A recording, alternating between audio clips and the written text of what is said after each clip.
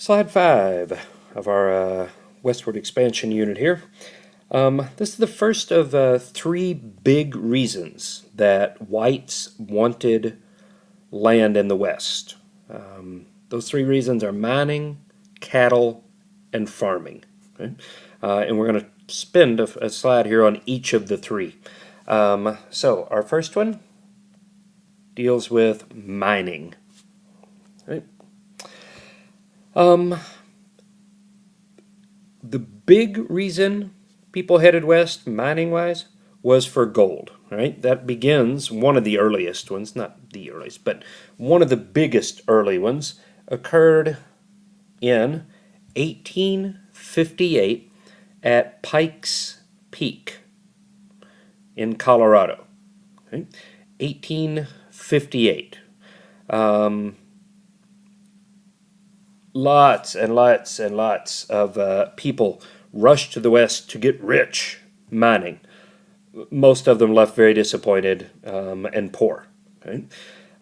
If you picture kind of that old image of the grizzled old miner, with the scraggly beard, walking his donkey through the through the mountains, sitting in a stream with his pan sifting for gold, that did happen.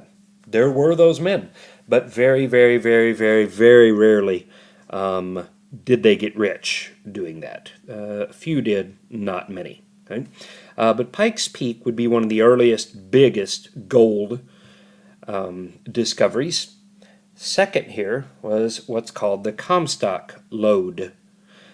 This one, some gold, but mainly silver. This was a huge silver strike in Nevada. Right, of all places. You might not think of Nevada as being a big mining center, but there are a lot of mountains in Nevada. So where you get mountains, you're going to get mining. So the Comstock lode, about $340 million of silver, some gold, but mostly silver, over about a 30-year period, comes out of the Comstock lode in Nevada. So those are 2 big names you'll need to know, at least in terms of mining. Pikes Peak for gold, Comstock lode for silver. Now, when word spread that, and we could do this for any metal here, copper, silver, gold, whatever, but we'll just say gold. Okay, when word spread of a gold strike, okay, you would get literally overnight. You'd have, you might have. You went to bed one night and there were 4 or 5 tents popped up around there because word had spread there was gold. By the time you woke up in the morning, there'd be 40, 50 tents. 2 days later, there's 200 tents there. Word spread very quickly. And if the strike was big enough, eventually you would get what were called boom towns. Right? All these tents would turn into buildings, and the buildings would turn into a town. And a little town would pop up near a gold strike. Because miners needed things. They needed food, so a little general store would pop up. And as you would, a bank would show up, because gold, when it comes out of the ground, isn't much use. You got to go trade it in for money. So a bank would show up. And if people had money, saloons and bars would show up. So a boom town was a town that sprang up near a gold strike. Okay? A town that sprang up near a gold strike. Now, if the gold strike was big enough and there was enough gold there to last long enough, the town would turn into a city. Okay? And eventually, when the gold strike dries up, if the city has been there long enough, the city will survive. Okay? Because then it can survive on its own business. It doesn't have to have the gold around. So tents became a boom town became a city. Some of the biggest cities in the West nowadays began as 2 or 3 tents where gold or silver or copper or whatever was discovered. The biggest example I can give you is Denver. Denver, Colorado, began as a gold strike. Began as a few tents popped up, and that turned into a boom town, and that turned into the city of Denver. That's why, any basketball fans out there, that's why the NBA team in Denver is known as the Nuggets, the Denver Nuggets. Gold nuggets, because Denver started as a gold mining camp. Okay? Now, these mining camps were notoriously very rough and tumble places. Okay?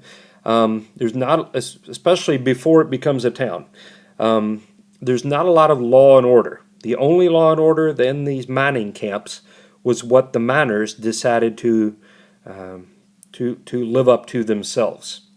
So mining camps would end up with groups of miners who would appoint themselves as law and order in the mining camp. They were called Vigilante Committees. These are miners that decided to take the law into their own hands. And everybody knew what the rules were in the camp, and if you broke one of the laws of the camp, you had to answer to the Vigilante Committee. If you were accused of stealing gold from somebody else or stealing somebody else's tools, you'd be brought before the Vigilante Committee. There was no nice, neat trial. It was your word against his, and if they believed his word, you were in trouble. So, if you notice the picture down here at the bottom of the page, right? This is the miners in a mining camp, these two men here who seem to be taller than everybody else, with their heads kind of cocked sideways, those are two men who ran afoul of the Vigilante Committee, because you can tell they're hanging from that branch right there. These two men have been found guilty by the Vigilante Committee and all the miners, and have been hung to death for breaking one of the laws of the mining camps.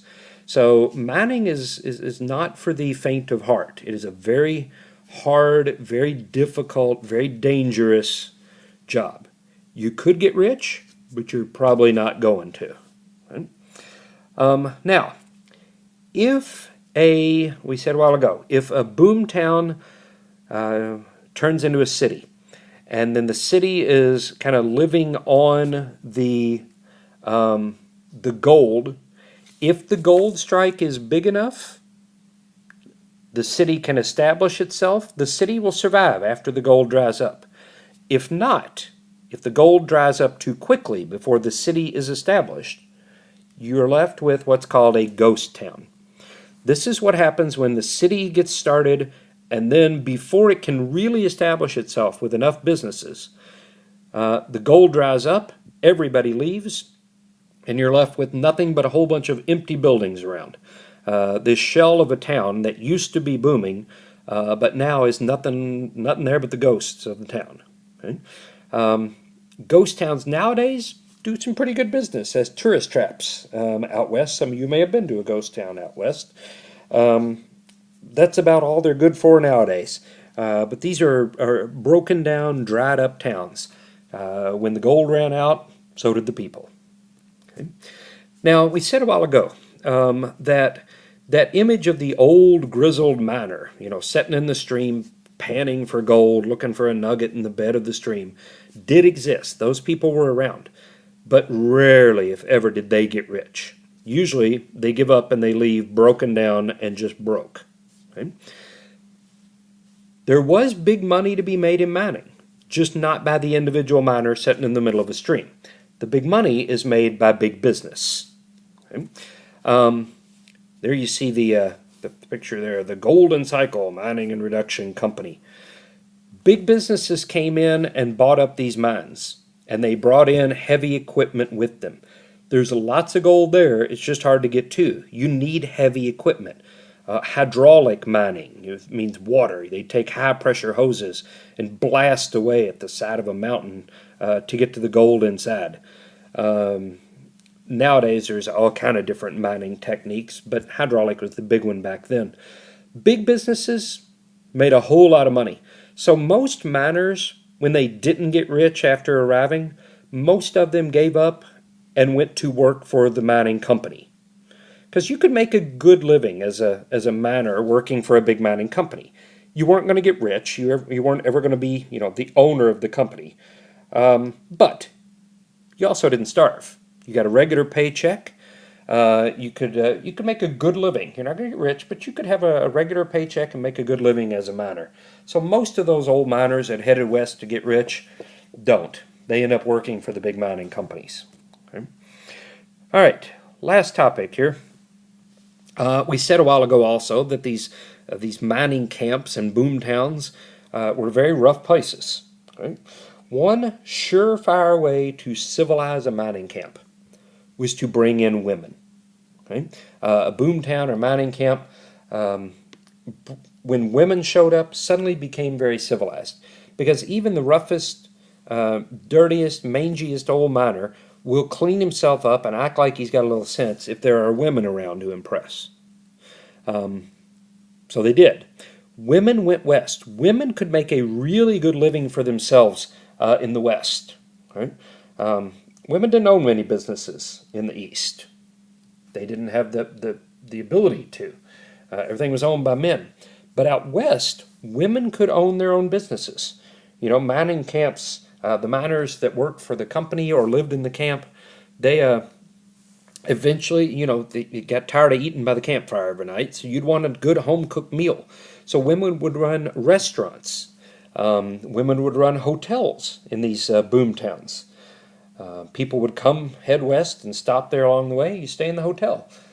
They'd run boarding houses. Now, a boarding house is similar to a hotel, except boarding house pays you, you pay not only for a room, but for your meals. Board is food. When you go to college, you'll pay for, if you live on campus, you'll pay for room and board, meaning somewhere to live and something to eat. So they'd run boarding houses, because women are good at, keeping house, and they're good at cooking. So why not make a living doing that? And they do. Okay? They ran laundries. The miners got tired of, beating their clothes in the stream on a rock down in the stream somewhere. They'd want clean clothes to wear every now and then. So you go into town, and women would run laundries and wash clothes. So women could make a really good living owning businesses in these boom towns of the West. Another way the government convinced women to head out west was to give them something they couldn't get in the East, and that was the right to vote. The earliest states to give women the right to vote in state elections were all western states. Wyoming was the very first one. First state to give women the right to vote. Utah, Colorado, Idaho, states like that, all gave women the right to vote. So if you give women a reason to come west, the things they can't get in the East, they'll go. And they did. So there's mining. We'll move on to cattle with our next slide.